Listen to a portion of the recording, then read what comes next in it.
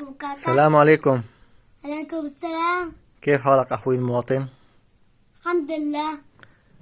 فينك تحدثني شوي عن الأوضاع اللي عم تصير هون معكم في تركيا؟ سير في موضع حالة موضوع على البيت. وضع الاقتصاد بشكل عام بتركيا أو تحديدا باسطنبول، كيف فينك تخبرني عنه مع ارتفاع الأسعار للمواد الغذائية بشكل عام؟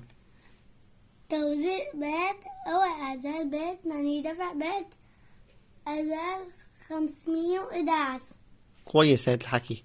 إيجار البيت 511 كل شهر، كل شهر و240 سنتين. كتير كويس هاد الحكي. انخفاض الليرة التركية مع ارتفاع الدولار والفائز إيش ممكن يؤدي هاد مستقبليا؟ أدي على تابع كرة القدم. كرة القدم. كويس تحميل كرة القدم. كويس. كرة القدم يعني ايش ممكن تقدم لك في الايام القادمة انت كلاعب محترف؟ لاعب محترف هو يكون فائز، إذا تحت جول يكون فائز يربح شغلة مفيدة. كويس.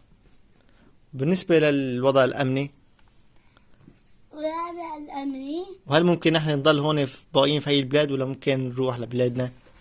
الله وين رايح؟ تفضل اخوي المواطن لا تواخذنا طولة ما زيادة. كويس تفضل لا تواخذنا معلش، حصل خطأ، لا تواخذنا اخوي المواطن.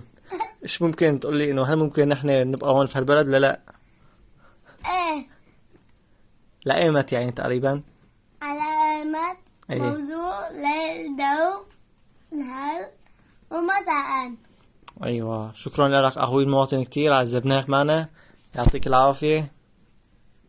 يعطيك العافية اخوي. السلام عليكم. عليكم السلام.